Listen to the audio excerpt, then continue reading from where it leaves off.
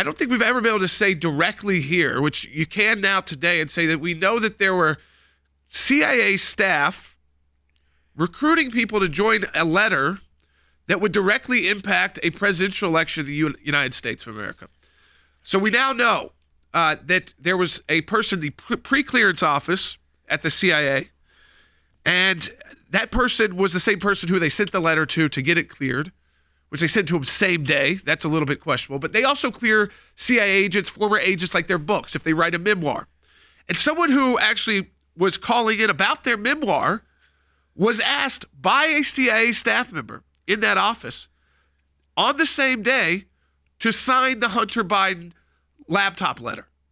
So this wasn't a former CIA agent. This is not a former intelligence community official. This is not just someone inside the CIA signing the letter. This is actually someone at the CIA recruiting people to sign the letter. I want to go to our senior political and military analyst, Tulsi Gabbard. Tulsi, just right off the bat, to me, that is the kind of shocking part of even saying it without even, it's not a conspiracy at all. We now know it's as fact that someone at the CIA was recruiting people to sign the Hunter Biden letter. Yeah, Jordan, and I would venture to say that if there's one, there's likely more. You know, there's so many issues to address here, the most dangerous of which you're talking about very correctly, which is how the Central Intelligence Agency, these former intelligence community officials, essentially stole our democracy. The irony in all of this, in this letter that they were recruiting people to sign in the days leading up to a presidential debate, the weeks leading up to a consequential presidential election, was essentially claiming that Hunter Biden's laptop could have been Russian disinformation.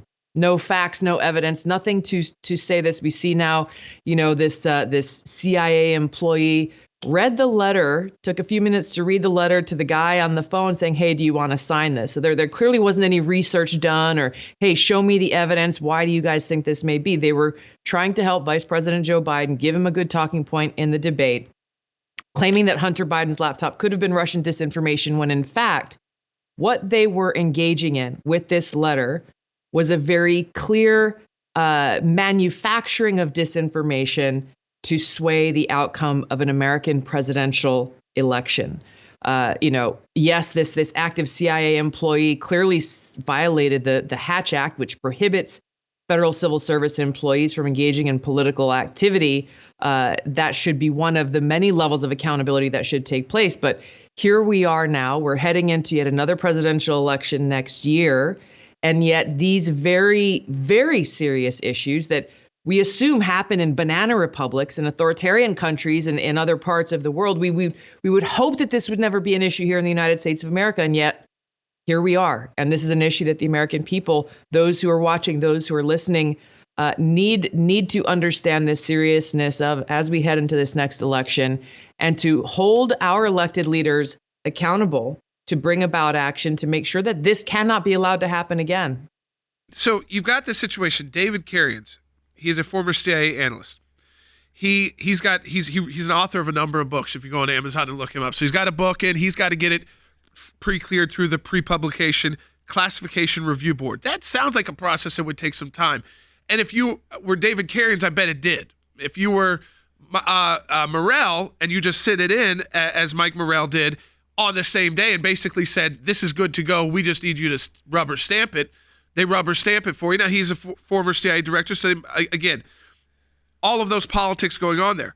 But David Carrion says he's on the phone about his book.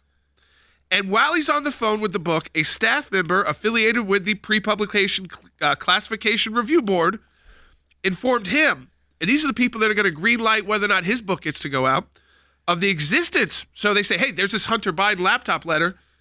Would you sign it?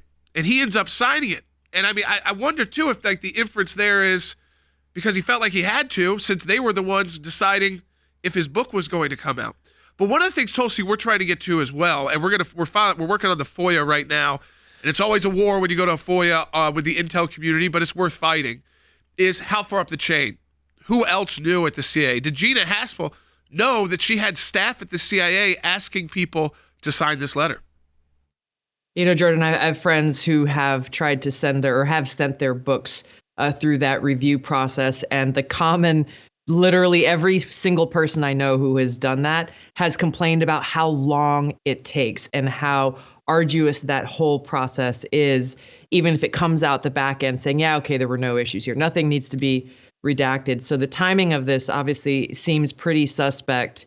I think there were some questions, as you mentioned, whether or not it even got approved because it happened so quickly and the letter was published the very next day. We need to know the truth about this. We need to know the truth about exactly who was involved from top to bottom, recognizing the serious consequences of the weaponization, the politicization of not only a federal agency, but the Central Intelligence Agency to sway an American election. Former Deputy Chief of the CIA said very directly that when asked, why did you do this? He said, well, it could have been Russian disinformation, and I wanted to help Vice President Joe Biden. He wanted to give him that talking point that he could use in the debate that was coming up. That's why this was such an urgent request. The abuse of power, the flagrant abuse of power in the face of the American people is one of the most deeply concerning things here, because it shows they just don't care. They don't care about the Constitution. They don't care about the American people. They think that they can get away with anything. And unfortunately, in this case, what we're seeing so far is they are getting away with this. That's why accountability and consequences are so important, because if nothing happens, what's to stop anyone else in any of these different federal agencies from saying, hey, look, these guys got away with it. They helped potentially sway an election. We should do the same. On any one side. It doesn't matter Democrat or Republican or which candidate you're trying to help. This is wrong, and it undermines the American people's faith and trust in our democracy, and that their votes will be the ones that actually decide elections. This is something, again, Congress plays important. As a former member of Congress, they have a really important role to play when they learn this kind of information, because they've got the power to basically force reforms of these because of the financial power that Congress has. But it seemed like every time that you push like an intelligence agency, what they come back with, and I'm sure you experienced this as a member of Congress, even when it was things like the Patriot Act, and hey, did this go too far for too long, and maybe we need to reform things like the FISA court, is they come back and basically say, you're going to put too many people's life, you're putting America at risk, so you can't reform us. Don't question us, basically. Just keep signing the checks. We're doing the right thing. And now we're finding out they are, not only are they not doing the right thing, it's not just being bad at their job, but doing the worst thing, which is trying to sway U.S. elections. Hey, Jordan, we've gotten to this point where the perception and in some cases the reality is that the intelligence community believes that they are above the law.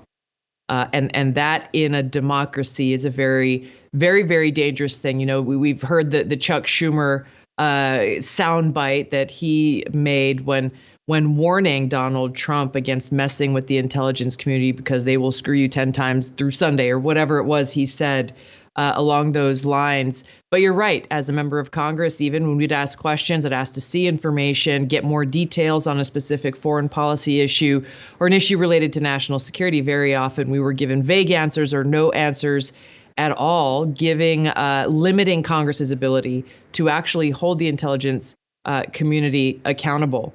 And so as we look at this path forward, as we look at the reauthorization of the Patriot Act that is coming up here very soon, as members of Congress are looking at this, we're seeing data and information that's showing the FBI's warrantless surveillance of Americans happened at an incredibly high level. Mistaken surveillance is the word they're using. 30% of the searches that they did in 1 year were on American citizens. This is against the law, and with no warrant. This is against the law. Is there any accountability? I have yet to see any accountability on that abuse and that illegal activity. And yet again, now as they're going before Congress for this reauthorization, the intelligence community is saying, hey, don't worry, guys, we've fixed it ourselves. We recognize there were some problems. We fixed it. There have been problems with this abuse of power and the violation of civil liberties in the Patriot Act and these secret FISA courts almost since its inception, always in the name of national security. And don't you dare ask, don't you dare question, don't you dare challenge these authorities, Because if you do, then you obviously don't care about the safety, security of the American people, and that is the arrogance of those who continue to perpetuate these problems. Is they ultimately they don't care about the Constitution and our civil liberties. They care about their unbridled power and doing whatever they can to protect it. Always appreciate your insight. I think the good part about this coming out, if there's a good part about it, is that it does lift that facade of don't question us. We're always doing the right thing. And if you don't always agree, keep writing the check. And that you can be patriotic and still ask that question. You can love your country, love the Constitution, and ask those questions to the